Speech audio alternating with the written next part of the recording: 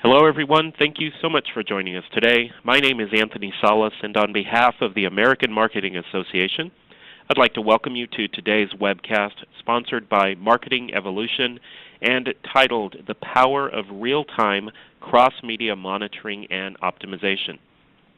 We here at the AMA provide you with this webcast as one of the many special programs offered to the marketing community, and we invite you to participate in this ongoing series of free web seminars to help you drive the greatest return on your marketing investments. These informative thought leader webcasts that do feature some of the most expert minds in marketing do occur every week, and you can see the full list of upcoming webcasts if you go to ama.org/webcast.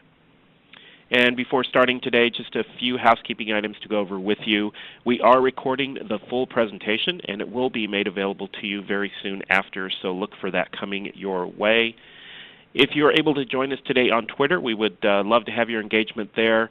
Our hashtag for this webcast is #RealTimeROI, so please take the time to engage with the other participants there if you're able to.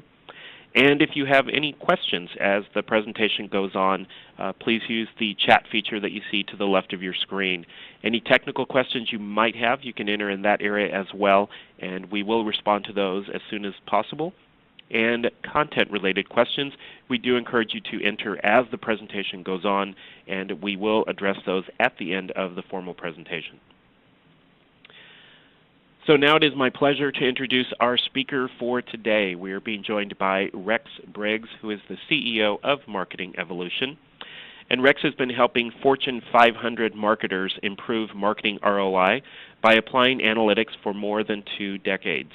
He is credited with pioneering many digital measurement techniques, including post-click analysis, attribution modeling, online advertising effectiveness, social media effectiveness, and the integration of marketing mix modeling with attitudinal measurement. His ROI work is referenced in over 100 marketing books, and his own books, What Sticks, Why Most Advertising Fails, and How to Guarantee Yours Succeeds, have been required reading at top business schools, including Wharton and Harvard. And both of his books have made news on the cover of Ad Age magazine for their groundbreaking insights on how to reduce waste and improve marketing ROI.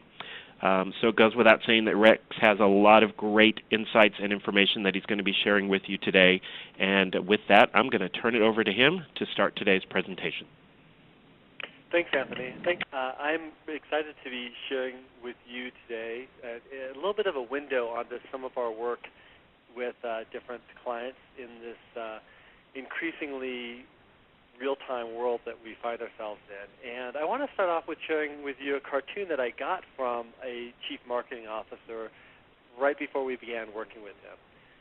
This chief marketing officer was under tremendous pressure in his business. The controller had said to him, hey, why don't we just cut the marketing budget and put all of the money that we've been spending in advertising and some of these other marketing activities, just the bottom line, and at least that way we'll be sure that we'll have a good profit. And this marketer's response was, yeah, we might have good profit for 1 year, but we're sacrificing our future if we do that. He really believed that advertising and marketing could move the needle on his business. The problem was that the way that the analytics worked in his company was they didn't get the data until 6 weeks after the campaign was over, and since they had a really big holiday season, accounting for 40% of their sales, his concern was that if he was waiting until January, in February, March, before he got a lot of the data, it would be a lot like this cartoon where the doctor is telling the patient, sounds grave, very grave. We'll know more after the autopsy. And no marketer wants to be dead and gone before you find out what the problem is. You want to really be able to make a difference while there's still time. And so I want you to imagine an alternative world rather than being the autopsy, where you could build the right dashboard that told you precisely if you're going to make your forecast or not. And if not, specifically what you could change. What you could change by customer segment, by media, by message, to really get your plan back on track, to ensure that you could be successful. And if you are running the risk of not being successful, how you could make those mid-course adjustments while the campaign was still running. Ultimately, what this chief marketing officer was looking for was visibility, predictability, and control. So I want to start off with just a couple poll questions to see where you're at for the different businesses, and then we'll dive into several case studies.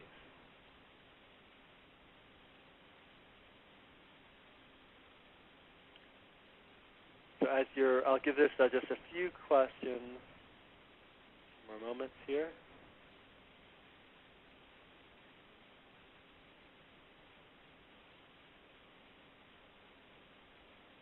Okay, so I'll just grab a quick snapshot. If you didn't vote, that's okay. We're just trying to get a big snapshot. So we've got an interesting split here of different size businesses here. So what I'm going to try to do today is I'm going to talk many of the case studies for those that are more than 10 million, but I'm going to try to relate it to some of the smaller businesses as well, since we have a little bit of what we researchers would call a bimodal distribution.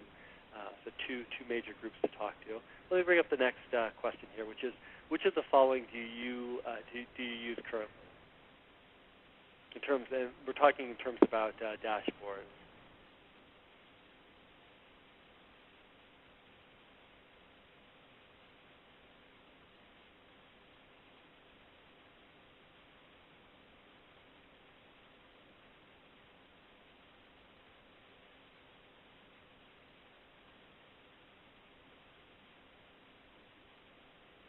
I'll give it another moment here, and then I'll close the poll.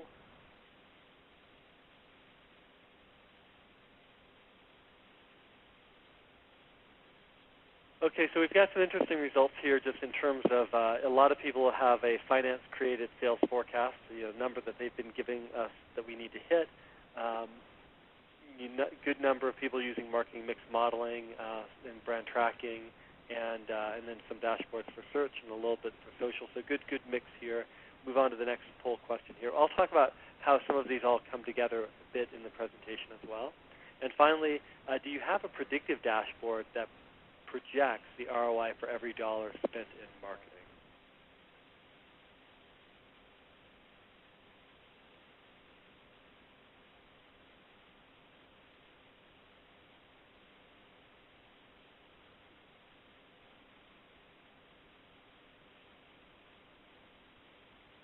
I'll give it another moment here, and we'll wrap up this poll as well.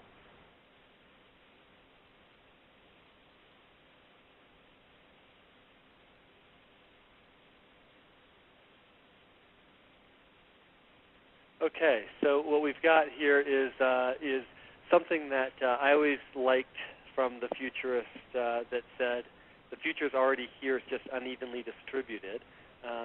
There is about 1 out of 5 that have a way of projecting what the ROIs of every dollar spent, but 4 out of 5 don't yet have that piece of information. And this isn't a complete piece of information that you'd need to do real time, but it is an interesting starting point, which is the ability to have a prediction about what you expect to happen so that you can actually make value out of what's happening in terms of real time to compare what's actually happening versus an expectation to know when you should be making changes. So this is going to be part of the story today. What I want to tell you as a story today is really how marketing is evolving, and really this has been covered. Our work in marketing evolution has been covered in the Business Week story about real-time aspects of marketing and how math is really changing the nature of marketing, and also our work has been covered in this cover story of Wired about one-to-one marketing and the massive amounts of data. And I think when you put these two pieces together, really, in these case studies we'll look at today, the implication is that if you're waiting for 6 weeks after a campaign runs for marketing mix modeling, and then only getting high-level ROI in kind of big buckets, that's really no longer good enough. The world that we're living in is real-time. It just like that cartoon showed before that the CMO shared, you need to be able to react much more quickly, and you need to be able to react on a more one-to-one level of detail. I was encouraged by some of the dashboards that many of you are using today, and I'm hoping to add more value to what you're currently doing by sharing a window on how Marketing Evolution is approaching this.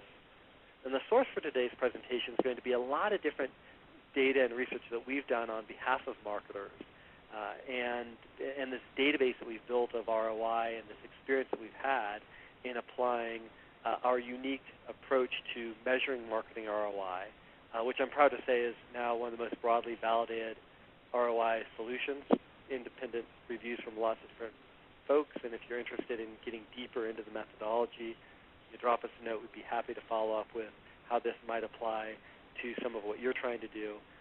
But really as a source, you're going to see this confluence of the methodology that we're really recommending as the way to be more real-time and one-to-one, and the experience we've had with these different client bases, and of course the different themes that you've seen written about our work in a variety of books related to social media, loyalty marketing, cross-media attribution modeling, and of course our own books, What Sticks and Surf's Up, which go much deeper into some of these details.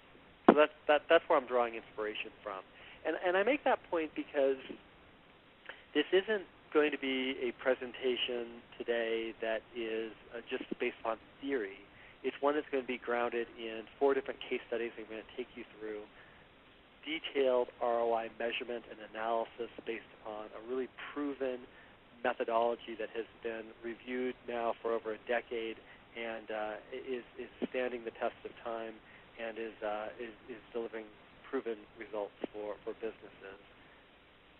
It's not to say that we've figured everything out. We are on a journey like you are to figure out how we continue to evolve and improve, but it is to give you some confidence that as we talk about today, these case studies, that they're grounded in experience and facts.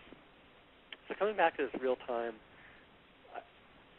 theme, I'm going to touch on a case study that talks about the competitive battle for share, and I'm going to give you a case study that talks about the opportunity to go from good to great, and I'm going to then address the issue of dealing with black swan events. I'll then turn to part 2, which really will show what I see as the essence of real-time and how we're looking at this at Marketing Evolution. We'll share another case example, the 4th one, and then I'll wrap up with some tips for implementing real-time marketing, and of course we'll have some time for Q&A. Let me dive into the first case study.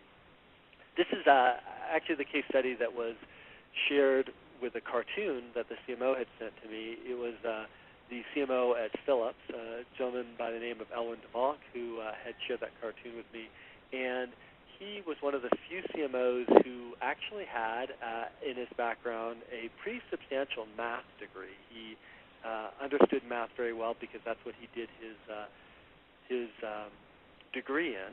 And what he recognized was that marketing mix modeling was just inherently always going to be too slow for him to deal with the situation where he got a lot of his sales in Q4 during the holiday season. 40% of his sales came in during that period of time, and he just couldn't afford to wait for the next quarter before he got results and understood what was happening. And so he recognized much earlier than other CMOs was that this methodology that we were developing that looked more at one-to-one individual customer level data and combined sales and attitudinal measurement to get leading indicators could really help him speed up his process. And I talk about Elwin and his experience in the book What Sticks because he was really the first one to latch on to let's really analyze this in real time. After Black Friday, I want you in our office by Wednesday telling us what changes we ought to be making, and we're going to be ready as an organization to move much faster in adapting because the situation he was facing was that his category was shrinking.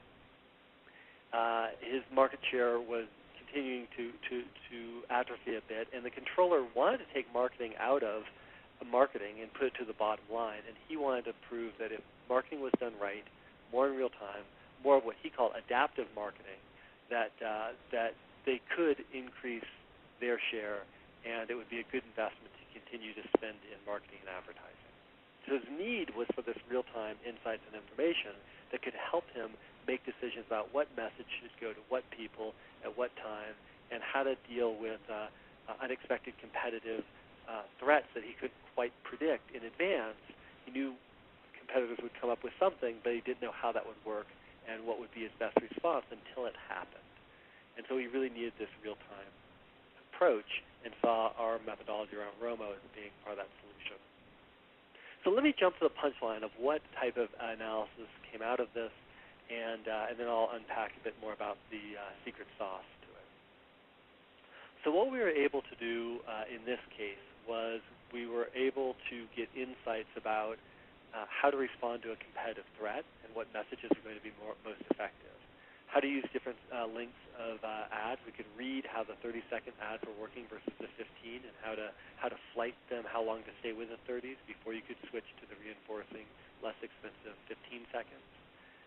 We saw what messages were working against different target audiences, and therefore which messages to match in which media. And we were able to use creative testings to actually get insights about what populations were responding best to certain messages, particularly with online, and how to then match that with the ad delivery. And we were also able to really figure out how to optimize, as the campaign was evolving, different publishers and media owners. Now, the bottom line for them, as you can read on the screen here, is that for the first time, the category didn't decline. It actually grew by 3%. And within that growing category, they grew their share by 5%. That same very skeptical controller independently calculated that the in-campaign adjustments that were made based on this real-time insight was worth $27 million in incremental profits. Now, this is on a, when you consider the marketing investment and you consider the research investment, this is a great ROI. And the secret sauce to being able to pull this off was the ability for us to really look at consumer motivations, the message, and the media mix. If we were just relying on the lagging indicator of sales, first of all, it would have come in too late. And secondly, it would not have given us diagnostic insights of what to change and how to change it. Let me give you a specific example around the competitive message. While this campaign was running, a competitor launched a message that featured Cindy Crawford, and they ran it in 20 of the top DMAs. They didn't run it nationwide. And so what we were able to read is in those 20 DMAs, we could read how that ad was working against different target audiences. We could also put that ad into a survey that we were measuring in parallel to behavioral measurements, and we could get diagnostics about what of their ads might work best against that competitive message. And what we found was that Cindy Crawford was, not surprisingly, perhaps appealing really well to males. And it was a sexy ad, and it really hit some of the hot buttons for men, but it was not appealing to women gift givers, which happened to be a very important segment during this time of year. And so we were able to then match which of their ads from Philips worked best against female gift givers, and we were able to dial that up in those same 20 markets where they were advertising, and we were able to really steal share in that situation. We were able to also figure out in other media which messages were working best against younger people or older people, or this target audience or that target audience, and really, and especially in digital, really match more effectively the right message to the right people. We're able to also see some ads that were not working as well, and swap those out. And finally, we were able to make some adjustments around the amount of spending. They kept some of their budget flexible. And the secret sauce to this was really the ability to figure out with sales modeling what purchase intentions best signaled what sales would follow. And in their case, figuring out whether or not someone was intending to give this as a gift, or whether they included it in their gift consideration set, that was actually pretty valuable. For other brands, there might be certain brand attitudes or favorite brand or other brand equity measures that are predictive of what that sales outcome is. And finding that allows you to be able to use that leading indicator to make adjustments much sooner before the sale happens, especially in these categories where the sales cycle time is very long. You absolutely need to use that predictive leading indicator.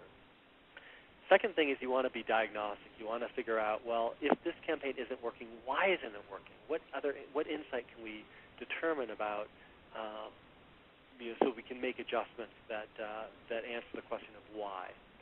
And finally, you want prescriptive insights. Exactly what should you do to change the media mix and the message mix? And this goes beyond just measuring effectiveness. It's measuring ROI. So this one media might cost more, but it might be more effective. Is it worth the upcharge to pay for a 30-second ad versus a 15-second ad, for example, in television? Ultimately, you've got to also look at this not just as TV in the silo here, but you have to say, well, how does that TV interact with the search, and how does that interact with social media or online advertising? So this true cross-media attribution is an important part of the measurement. And finally, organizational buy-in. The fact that Elwyn, the CMO, was behind this initiative to be more in real time and in campaign was certainly a big plus, but it helped teach us a bit more about how do you get an organization ready to make these changes so that they can move very, very quickly. So we were in his office on Wednesday giving him recommendations. They were being implemented on Thursday and Friday because he had lined up the agency to already know that they were going to make a series of adjustments based upon whatever insights they got, and that's an important part about being organization ready. I'll talk more about that in some of the other case studies as well, but what I'd like to do is I'd like to turn to another poll to say, having seen this case study, tell me a little bit about where you're at in terms of being able to show during a campaign how the campaign's working.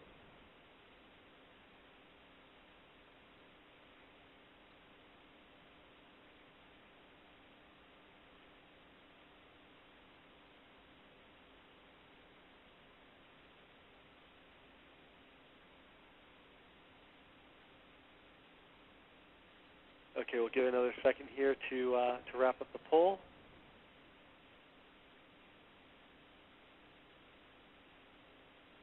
So about two-thirds of the folks on this call today can't really tell specifically how a campaign is working down to the level of by target, by region, by marketing objective.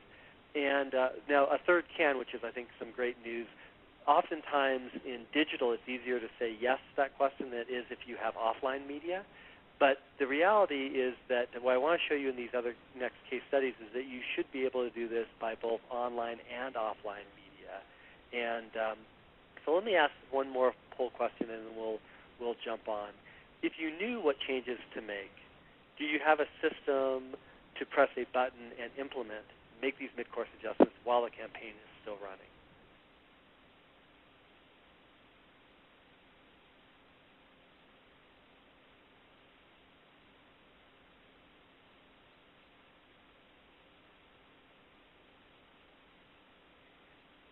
Okay, give another second or two for the poll here.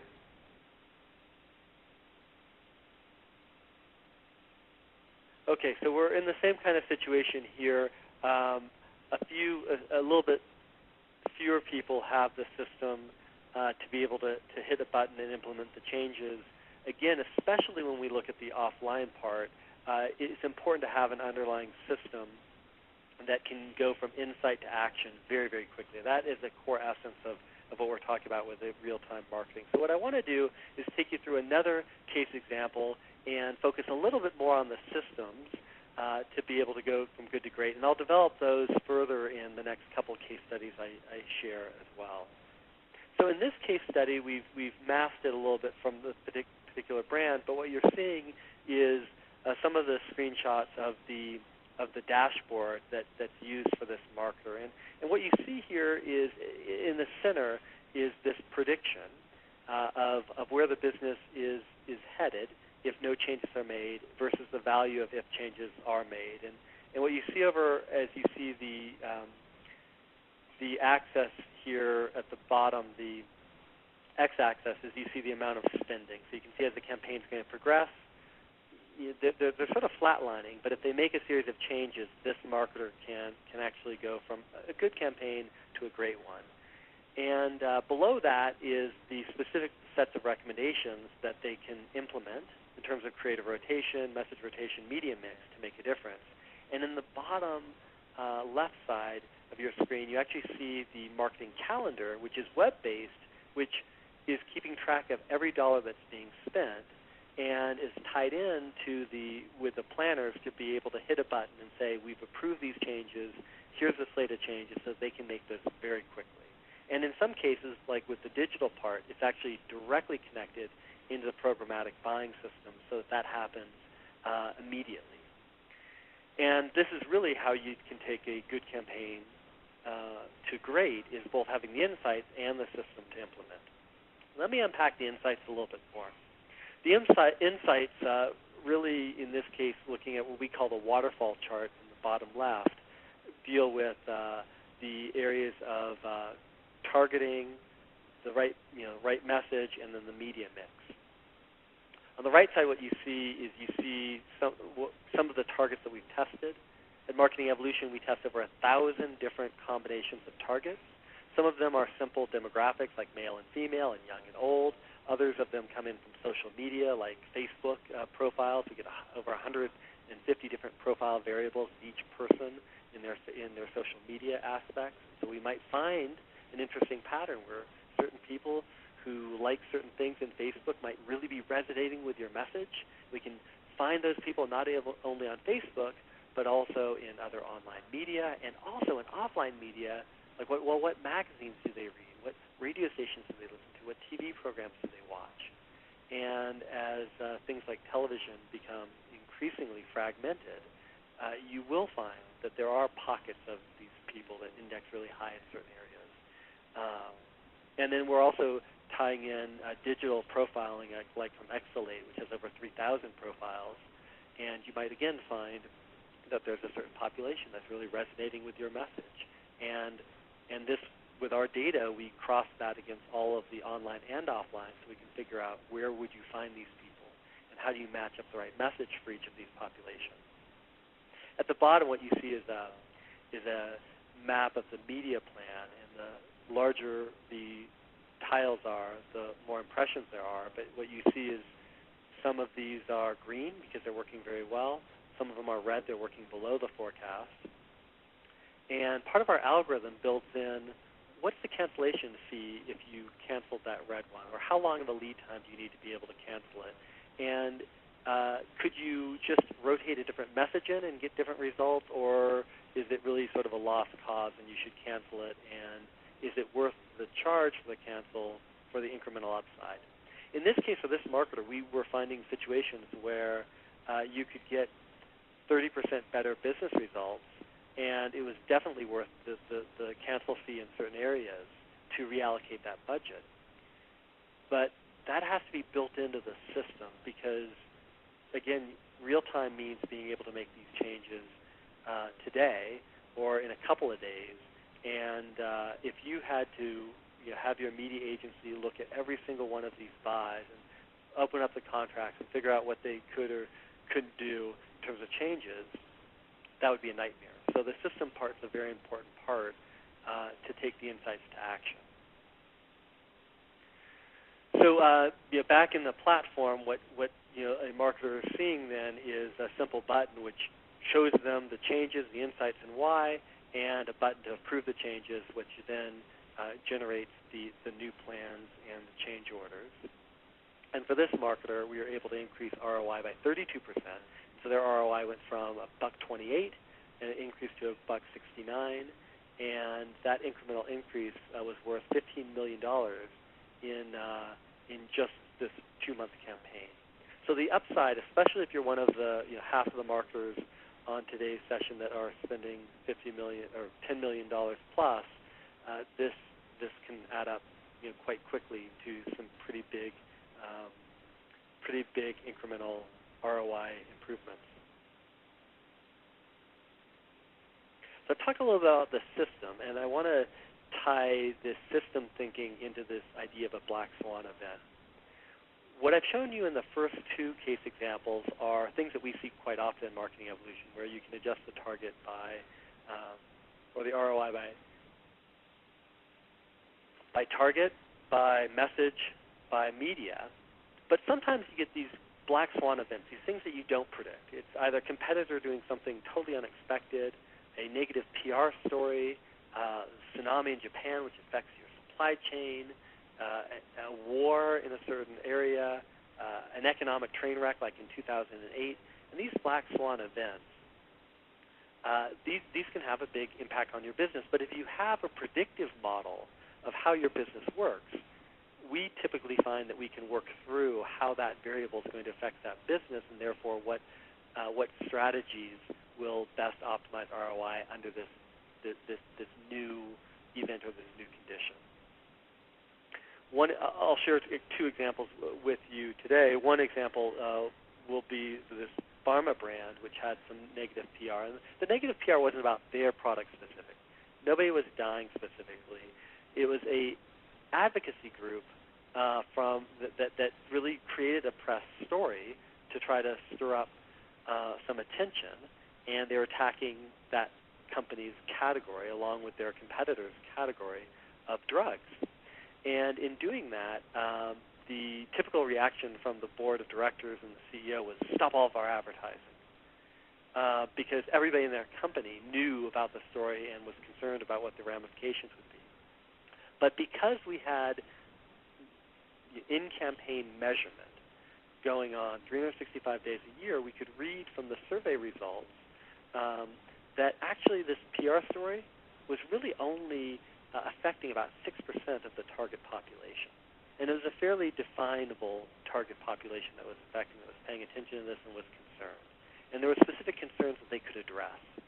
And so this helped the PR team really figure out, well, what type of messaging and strategy should we have for that target audience. And it also said, hey, I know you just canceled your ads in your program and just went dark, but you should really bring back in your ads, because if you stay dark, you're going to lose $60 million in profits. We can predict how that drop. We can already see the drop happening across the board. And with this data and the plan, we can actually tell you how to pretty much selectively go dark in areas where you have a high concentration of the 6% target that's being affected, and then how to maintain most of your message in this other area. And again, what we calculated was that insight saved about $60 million in lost profits. So again, something we couldn't necessarily predict when we set up the measurement, but it happens. You can read through the results.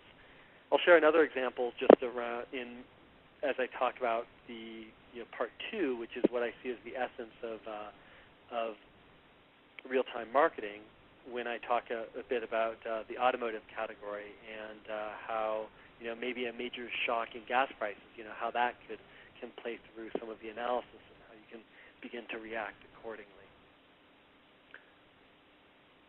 So I've covered a couple of case studies here, and what I want to now do in part two is I want to really get into what I see as the essence of real-time, and to define two different meanings of real-time. And the first one I'm going to talk about is a way in which I don't really think of it as real-time marketing. It's what I would call Rearview real-time, where you've got a model and you're putting data through that model to update it, but it's not really measuring what's happening right now today. It's not as it happens real-time, which is the second aspect of what I would love all of us to use when we talk about real-time. So let me unpack this a little bit. The idea of rear-view mirror real-time, or what I would classify as not really truly real-time, is having a model that is predictive, but it's usually based upon a lagging indicator like sales, and it uses past years of data. And it feeds inputs into the historical model, like the amount of ad impressions you have, TRPs, or weather patterns, or gas prices, or consumer confidence, or unemployment, or competitive ad spending. So you've got a model that predicts something, and we use models like that today. That's how we get our prediction to compare against. But what I'm seeing some firms do is I'm seeing some firms feed in today's weather, or today's gas prices, or today's, so they're basically updating what's happening with today's variables, and then they're saying, well, here's a new prediction. And that's not really real time, because it's not telling you how is your campaign working right now. How is what you're doing in advertising and marketing, how is that affecting your consumers this moment? Instead, what it's doing is it's saying, well, if we thought it would have been colder today, it's actually warmer today, so would we expect more sales to happen today or less sales to happen today? And that's useful, but that's not really real time. It's rear view mirror updating. Here's an example of what we do in automotive examples, and if we can play the what-if game and say, well, what if gas prices spike? How would that affect Honda? And the work we were doing in the automotive category tells us that, well, their SUV and their trucks, their sales would go down. The vehicles like Insight and Fit, they would go up, and that's what we would predict would happen. Now, if this really did happen, the difference for real time, as it happens real time, is we would clearly have a prediction that, of course, gas prices went up. You're seeing less demand in your SUVs. But let's figure out which consumers are less price sensitive or less affected by that. Let's change the targeting of the message. And let's maybe change the pricing and the offer. Maybe offer a gas gift card that goes along with a new purchase, or maybe a discounted price because we know that the demand is weaker. And let's figure out what new messages resonate with people in this new environment so that we can be more effective. That, to me, is what real time is about. It's not just pushing through old variables through a rearview mirror model. It's about actually seeing how people are reacting to the message, to the marketing, to the pricing, to everything that you're able to control at the moment.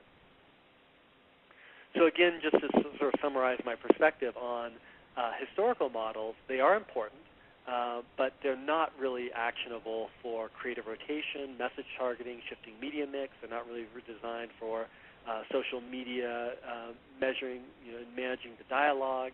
It's really not set up for one-to-one marketing in terms of, well, if gas prices do shoot up, should we offer and focus on a different vehicle to these people that maybe are considering substituting the truck or SUV they're planning on buying, or should we create a different price point, a different offer, or different value proposition in terms of the core motivations we're going to speak to?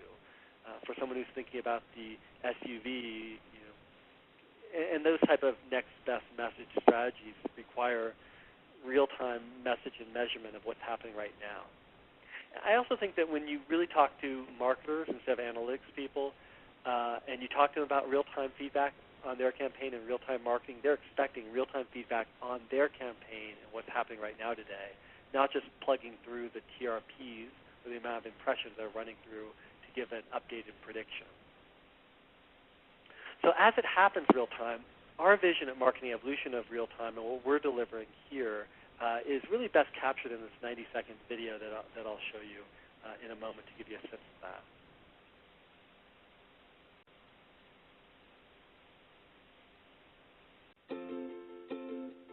You're a marketing executive, not a rocket scientist, yet you need to be one to meet today's challenges. You have more data than you know what to do with, and lots of people working on many different things. The media landscape is changing at light speed, yet you're accountable for every dollar spent, and budgets are always tight. Well, now you can have a mission control center at your fingertips.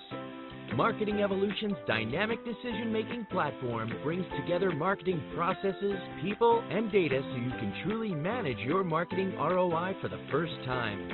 Marketing Evolution's Mission Control is a cloud-based platform combining what-if scenario planning, best practice marketing execution, and in-depth ROI measurement.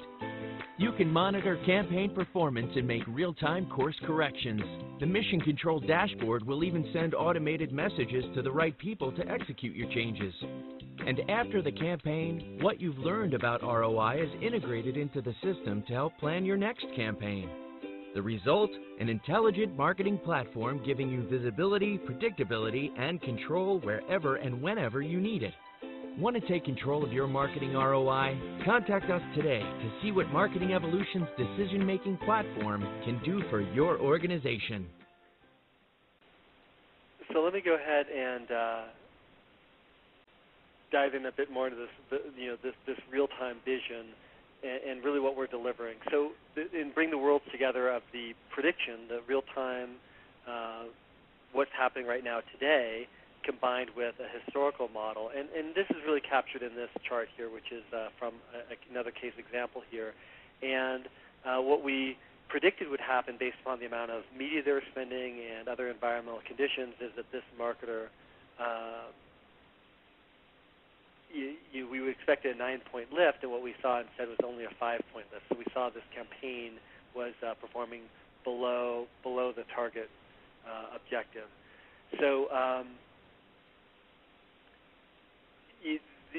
what the marketer wants to really understand is diagnostically, why aren't we getting the type of results that we would expect? What can we change to get back on track?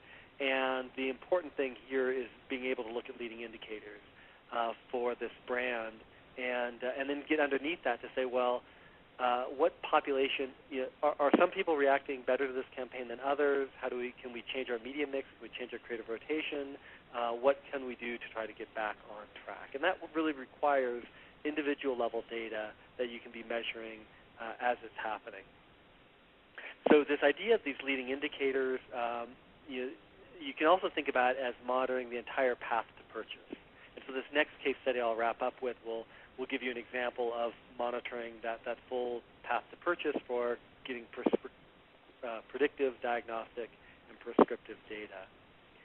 This example is from a television network that we work with, and their sales, if you will, are getting people to watch their TV programs. And what we found is that the leading indicators for them are things like program knowledge. Do people know about that program? Do they know what network it's on? Do they intend to watch it? And for that time slot where it's going to be running, is that the top pick for somebody to watch that program? This is an example of a campaign where what we saw was that the top pick wasn't moving where it wanted to be, and that led us to make a prediction that they were not going to hit their ratings that they wanted to hit. They were not going to hit their sales goals, if you will. And we could diagnostically say, well, why is that happening? Is it because our ads just weren't very good and people didn't know what the program was about? Well, no, because program knowledge went up. People know what the program's about, and they know it's on your network. It's just that the message isn't resonating with them. They don't have an intent to tune in. In fact, the more they get familiar with it, it actually turns them off a little bit from wanting to watch that program. And so we could get underneath that and say, well, are there some people that are responding to it and others that aren't? And so as we looked at that data, we said, yes, actually, females are really responding pretty well to this message. The problem was that most of your media is targeted towards males. And we could see, well, within females, that there were certain messages that were working better. We could also take in the data from Facebook and social media and see, well, were certain people talking about it in a positive way? Well, who is that? Who are those people? What's the profile of them?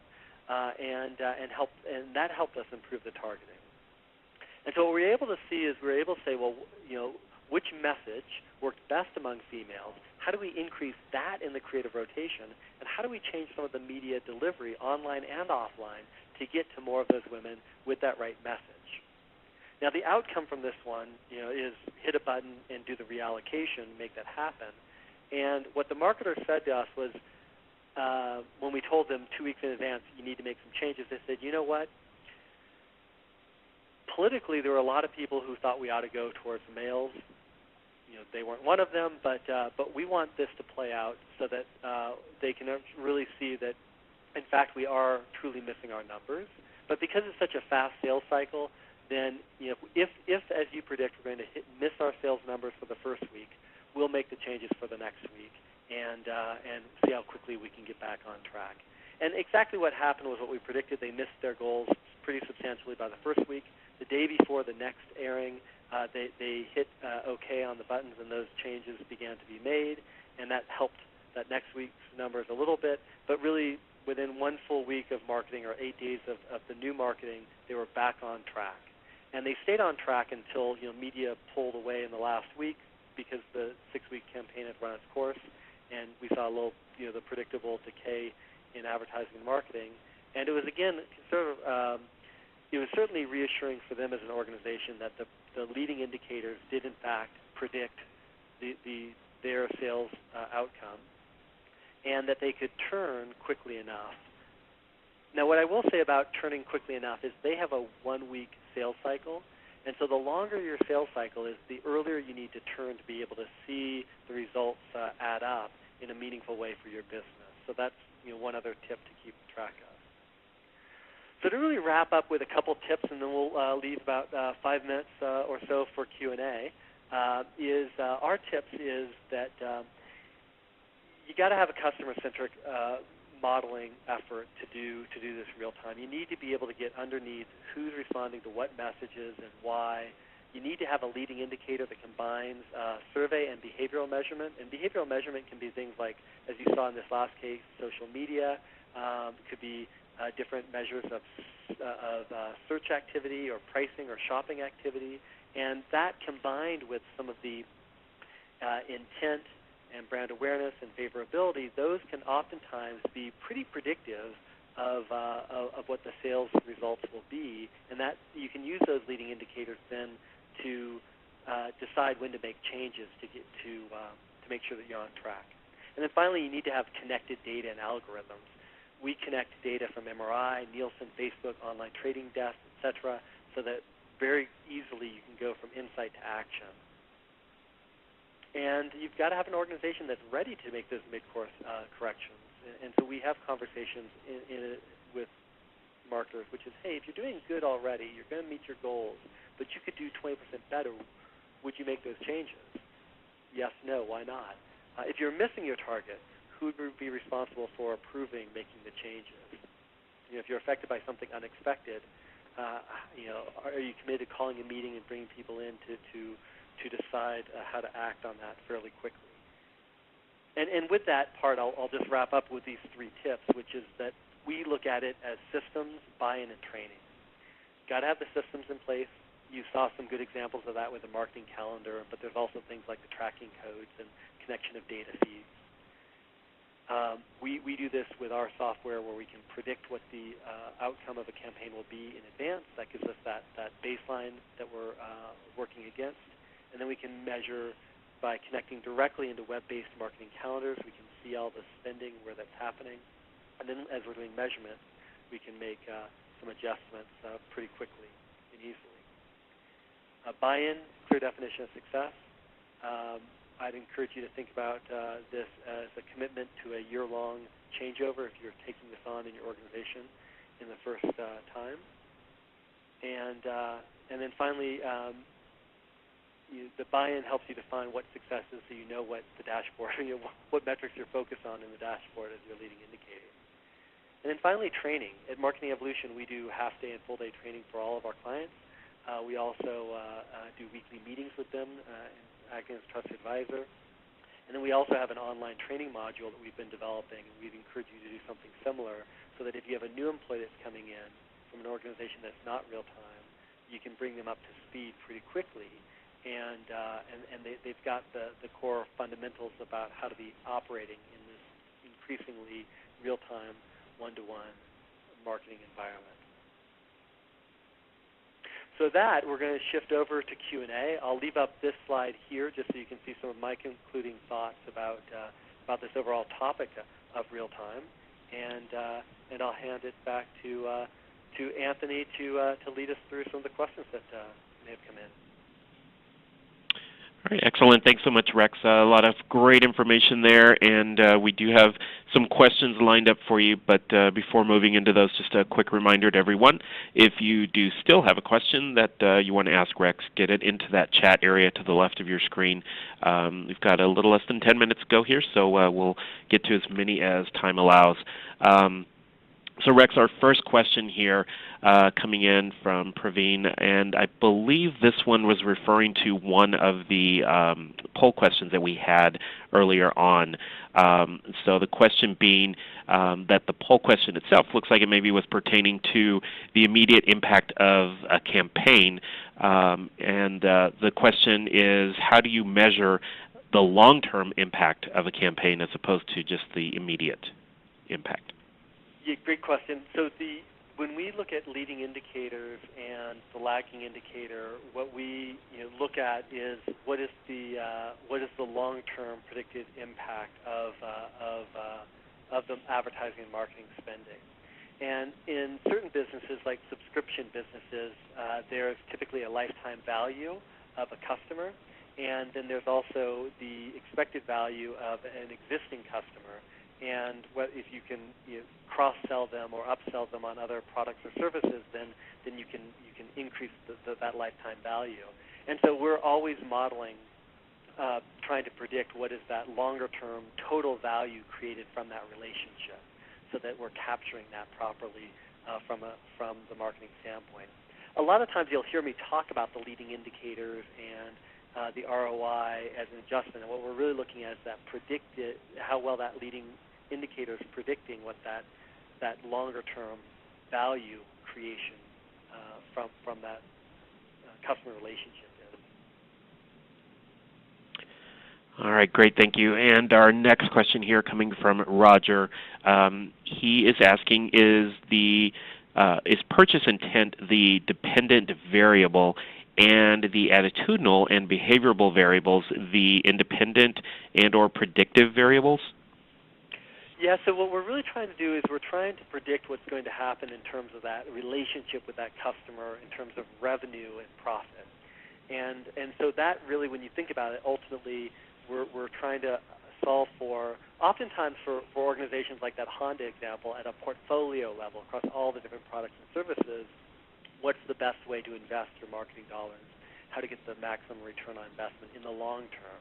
And so what you think about as a purchase intent, or like let's say in automotive, we find that intent to shop for one of the Honda vehicles, plus the actual search, what you're getting back from Google as a feed in terms of search activity, and maybe social media also plays in there.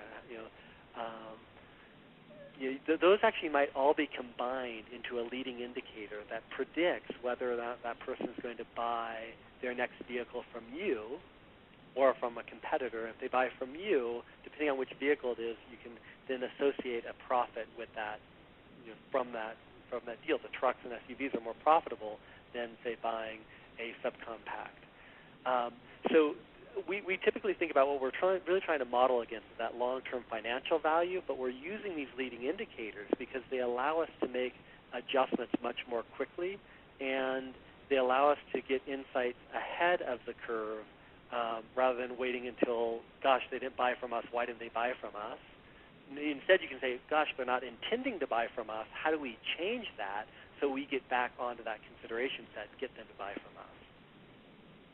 So I think of it really as a chain of events where you're looking at you are modeling against these leading indicators, and then you're diagnosing male, female, young, old. What from a logistic regression standpoint, you can begin to say what interventions are, what media mix, what messages, which ones are most affecting movement in that leading indicators that will help us ultimately achieve the best financial outcomes from the business. All right, and probably got time for a couple of more questions here. Our next one coming in from Paul, who is asking, how is ROI calculated in terms of dollars when survey metrics and or leading indicators seem to be the key outcomes? Yeah, I mean, really, I think as I answered in the last one, we are modeling and making the connection from how the leading indicator predicts the sales part. So that is an easy link. If you don't have that same type of linkage to the financial value, you can flip around the ROI and look at it as relatively what's the most efficient way to increase purchase intent. If I spend $1 here, how many people will or if I spend $1,000 here, how many people will I influence on purchase intent if I do this media mix versus that one, or this message versus that one? And that becomes an easy way to make a relative comparison. Best practice, and really what we do as a firm at Marketing Evolution, is to connect it to a financial value so that you can actually put a dollar value on moving an attitudinal metric, because you know how it converts to that sales down the line. All right, and our next question here, coming from Karsten. Interesting question. Starts off with a congratulations to you on all the successful projects that you've worked on here. But the question being, have you ever had any failures? And if so, what do you do in the case like that? Is it kind of reworking to then revisit it and hopefully turn things around? Yeah, so we learn as we have a saying at Marketing Evolution: a defect is a treasure. And one of the case studies I could have shared about real-time was around Black Swan events, was with General Motors in 2008 when the financial decline was first beginning to happen. We went in there in the fall and said, look, we were working with, I think, Buick, and we said, look, Buick is going to lose sales. The whole category is going to lose sales. The category is going to shrink. Toyota's going to drop. Everybody's going to drop. But here's how you win share in that context. And they pretty much threw us out of the office and said, this can't possibly be right because Toyota has never lost share, never declined. Now, we were right. Years later, you could see, 6 months later we were right. Their whole management team changed out. They have new people there. I'm sure it'd be nice to go back and meet the new folks and have a good conversation. But our data and our leading indicators were entirely right. But what it taught us is the importance of buy-in in advance and the importance of really making sure that as you develop the leading indicators and can predict what's going to happen in the category, that you have a commitment from the management team that, hey, we're going to act on these and we're going to be committed to acting on these. And what we learned from that lesson and the reason why we failed was we didn't define what actions the team would take based upon different outcomes and insights from the information in advance. And we came in and presented after the fact, hey, here's what we learned. And they should have been involved with us at each stage of the process with a commitment to and buy-in from the organization about here's who's going to take what action when. I talked about this concept of scenario planning in the book, What Sticks, and it's just one that we now embed in our rollout with our organization so that we don't repeat that mistake. So that's an example, I guess, of being right but ultimately not changing and improving the ROI. And for us, our definition of success is seeing our clients improve their ROI. And since they didn't act on those results, even though they were right, we didn't achieve our objective, which was helping to improve their business. And Karsten followed up with a comment that says, so even if you fail, you succeed. So great example of that. So I'm going to give you one more question here because I think this is a great one for a lot of individuals that may be with us today who love this whole concept, but it's kind of like, okay, how do you sell this? How do you get the buy-in on this? So for those individuals where the organizations may be a little bit slow to implement something like this, any thoughts, tips, that you can provide where they're looking to implement this, maybe talking to their upper management, things of that sort? Yeah, we do recommend that you have a management team meeting and really talk about, share some, you can share this webinar or other types of materials, but we really suggest committing to a year. We do have a program at Marketing Evolution where we do a pilot with companies so they can see it, test it, and if that pilot goes well, then they continue it for the year. But really what we see, and I went back to this slide to just share the point, is that the first campaign cycle is really about building trust. Knowing that the predictions will really prove out. That's something, especially with the leading indicators. A lot of companies haven't, they've given lip service to leading indicators, but they haven't really built models where they truly can use leading indicators to predict their business and manage their business. And so they've got dashboards, but what I suggest is, man, you don't need a dashboard. When you're driving a car at a really fast speed, you need a steering wheel. And so you want to go from measuring ROI to managing ROI, and so that commitment at the top to say, look, this is going to be the journey that we're going to take over the course of the year.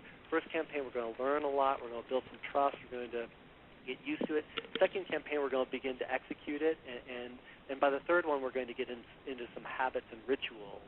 So one of the rituals we have with a lot of our client teams is our teams meet with that client every single week to to check in on the dashboard, even though the dashboard issues automatic alerts and you can just hit a button to kick off the approval process, that ritual of talking about why it's making that recommendation, that builds more trust and confidence. And I think that I think that you should just expect that as part of that journey of trying to get buy-in from the organization, is that it's a partnership.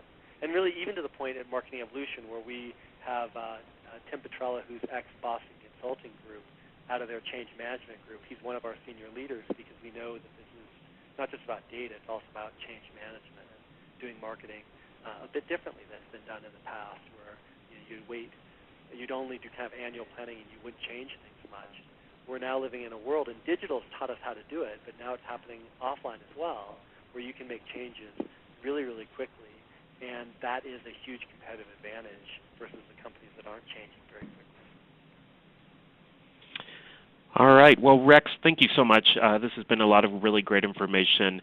I know you referenced your book a couple of times here, and I did just put in an Amazon link into the chat area. So if anyone is interested in reading a little bit more about the book or accessing it, you can use that link there. So feel free to do that. But Rex, thanks for being here today. Sorry, I was just going to add one point on the book. I'm not here to sell people the book, so if you want, especially the new book Surf's Up, if you want more of that content, send us an email. We're happy to buy you a copy of the book or get you the PDF content free. I just want to hopefully give people more background material if they're interested in the subject. Excellent. Thanks so much, Rex. Appreciate it. And again, thanks for being here today. We really appreciate your time. Thank you. And just a few quick reminders as we do close out today. As I mentioned at the beginning, we are recording the full presentation, so we'll be sharing that with you soon. You can go back and revisit all this great information again at your convenience. And if you were able to join us on Twitter today, we appreciate your engagement there. You can still go and engage after the webcast. Just a reminder, our hashtag for today was RealTime ROI. So in closing, just a big thank you to Marketing Evolution for sponsoring today's webcast, as well as to ReadyTalk for providing the platform that we used.